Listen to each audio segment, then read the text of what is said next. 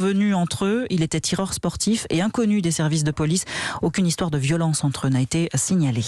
Europe 1, il est 8h06. Nicolas Sarkozy sommé de comparaître. Le tribunal correctionnel de Paris ordonne son audition au procès des sondages de l'Élysée. Décision rarissime et très ferme. Si l'ancien président refuse de témoigner, les magistrats feront appel à la force publique. Témoignage prévu le 2 novembre dans une affaire où il bénéficie de l'immunité présidentielle. Mais 4 de ses anciens conseillers sont mis en cause. La justice leur reproche d'avoir commandé des milliers de sondages pendant le mandat Sarkozy sans avoir respecté les règles de l'appel d'offres. Pour l'avocat d'Anticor qui a porté plainte, la parole de l'ancien président est nécessaire à la manifestation de la vérité. Écoutez maître Jérôme Carsanti avec Marion Gauthier.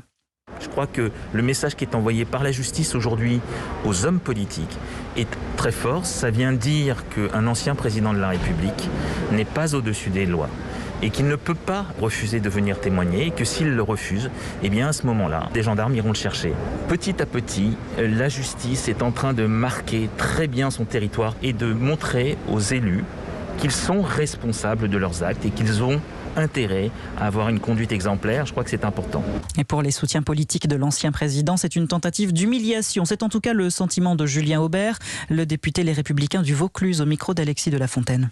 Nicolas Sarkozy doit être traité comme n'importe quel citoyen, ni plus ni moins. Il a droit aussi que la procédure qui le concerne ne fasse pas l'objet d'un déballage permanent, avec le sentiment quelque part qu'on voudrait l'attraire, l'humilier, le tracter, le capillotracter devant les tribunaux, ou comme s'il y avait une résistance de sa part. Je crois qu'il s'est toujours plié aux convocations qui lui ont été adressées. Donc je ne pense pas qu'il faille, si vous voulez, en faire plus de théâtre que nécessaire. Le député du LR, Julien Aubert.